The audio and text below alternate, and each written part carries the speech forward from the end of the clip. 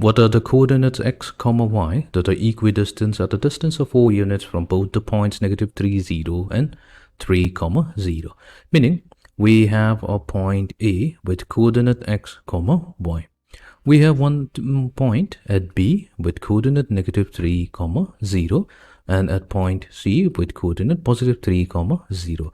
It's given here the distance between point A and point B is 4 units, and the distance between point A and point C is also 4 units. That means point A is equidistant from both B and C. Now, using this information, we need to find out the coordinate of point A. That means find out the value of x and find out the value of y.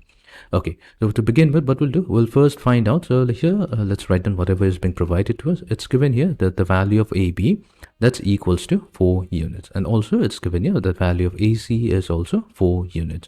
Now, what we can do, we can apply the distance formula to AB, meaning if we have 2 points, point A and point B, with coordinate of the endpoints given as x1, y1 and x2, y2, then the distance between them, which is simply a straight line, is going to be given by square root.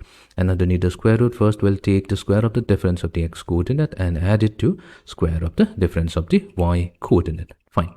So let's find out the value of AB. So AB is going to be, we'll take the square root. So here we will take the difference of the x coordinate. So that's x minus of -3. So it will make it +3. So we have x plus 3 whole square, and then add it to y minus 0 whole square. So that's equals to 4. Now we'll square both sides to get x plus 3 whole squared plus y squared equals to 16. And then we have x squared plus y squared plus 6x, and this will be equals to 7. So let this be equation number 1. Similarly, what we can do, we can equate AC with 4. So AC will be simply x minus 3 whole squared plus y squared. This will be equals to 4, or we can get the equation x squared plus y squared minus 6x. This will be equals to 7. So let this be equation number 2. Now what we'll do, we'll take equation number 1, and from it we're going to subtract equation number 2. So this is going to give us 6x minus of -6, so that's going to be 12x. So 12x is going to be equals to 0, and that means the x value comes out to be equals to 0. Now let's use equation 1 to find out the value of y. So we have 0 squared plus y squared plus 6 times 0 equals to 7, which means that y squared comes out to be 7, or taking the square root on both sides, we get y equals to plus or minus 7. So we're getting two possibilities.